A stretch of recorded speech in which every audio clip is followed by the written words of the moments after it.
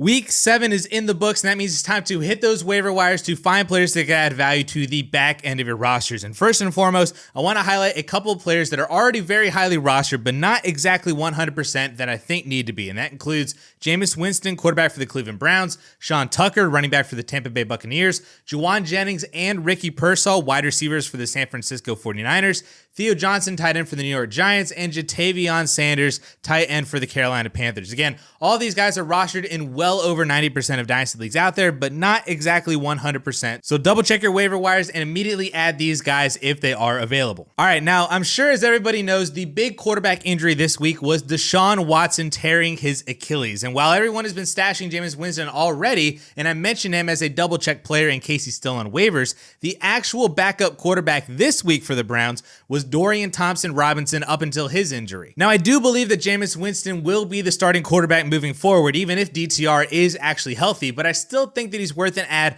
on the off chance that he is actually the starter, or at the very least, he's one injury closer to really being the starter for the Browns this year. He's not an overly amazing passer, but he does offer the rushing upside that we covered for fantasy football, including 44 rushing yards this week in very limited time, so he is well worth an add in Superflex leagues. In more quarterback injury news, Will Levis was inactive this week for the Tennessee Titans, so Mason Rudolph got the start this week. He wasn't overly spectacular against a very solid Bills defense, but 250 yards and a passing touchdown isn't terrible if you really needed a spot starter, and he did throw 40 times, so if we're getting that kind of volume from him, there is some upside there for some 20-point fantasy weeks. Now, depending on the severity of Levis's AC sprain, which is to his throwing arm too, Rudolph could find himself as the starter for a couple more weeks for Tennessee, and in Superflex leagues, every single starter is worth a roster spot. Then the final quarterback that I wanted to touch on this week is Marcus Mariota, who is now the backup to Jaden Daniels in Washington.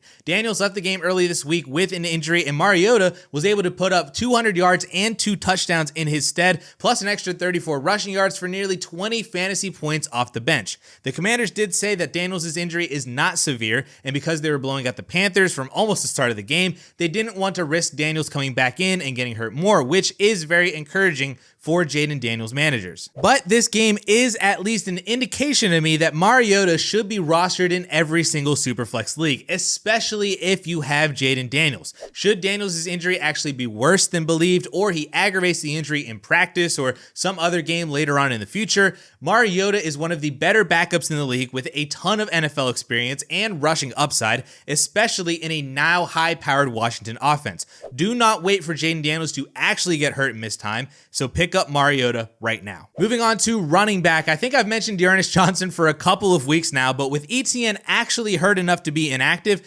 Johnson is the direct handcuff to Tank Bigsby. Plus, he offers receiving upside for PPR leagues. He actually had 10 PPR fantasy points this week as the change of pace guy with Bigsby and hauled in 3 catches for 34 yards. And I actually know people who had to spot start Dearness Johnson in Dynasty leagues this week because of injuries and bye weeks. This kind of reminds me of what we saw very early on from Alexander Mattison and Dare Ogunbowale as the 1Bs on their team who grew into the ones as they got more opportunity. Now, I don't think that Johnson is going to overpower Tank Bigsby out of sheer talent, but if Bigsby were to get hurt while ETN is still hurt, Johnson would have the backfield entirely to himself, and that is well worth a roster spot in and of itself. All right, now at wide receiver, the big ad for the week is Browns wide receiver Cedric Tillman, who appears to be the direct replacement for Amari Cooper in this offense, and what a game he had. 12 targets, which was second on the team behind David Njoku, 8 receptions, 81 yards, 16.1 PPR fantasy points.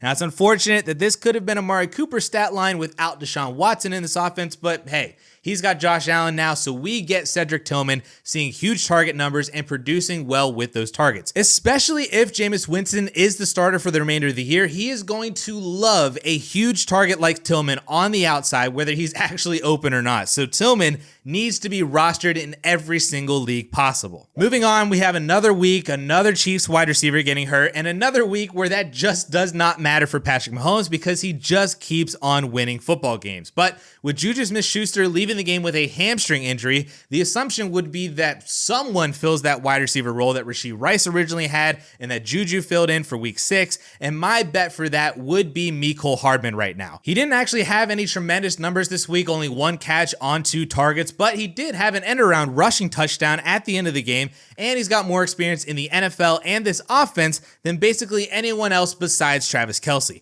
He may not end up actually doing anything, but as the most available player in this video, I think he's worth a shot. And finally, sticking with the Chiefs-Niners game, the Niners receiving corps seemed decimated by injuries and illnesses this week, with Deebo Samuel coming into the game sick and barely even playing, then Brandon Ayuk getting carted off after taking a monster hit early on, and all of this while Juwan Jennings was inactive with a hip injury himself. Of course, George Kittle would be a big winner to any more missed games from wide receivers, plus it was nice to finally see Ricky Pearsall, but don't forget about the Niners' other rookie wide receiver in Jacob Cowing, who had 2 receptions for 50 yards, including a very nice 41-yard grab that honestly should have been a touchdown if Brock Purdy didn't underthrow him. If he's still available on waivers, he's a very fun dart throw at the end of your bench that could be a nice stash heading into 2025.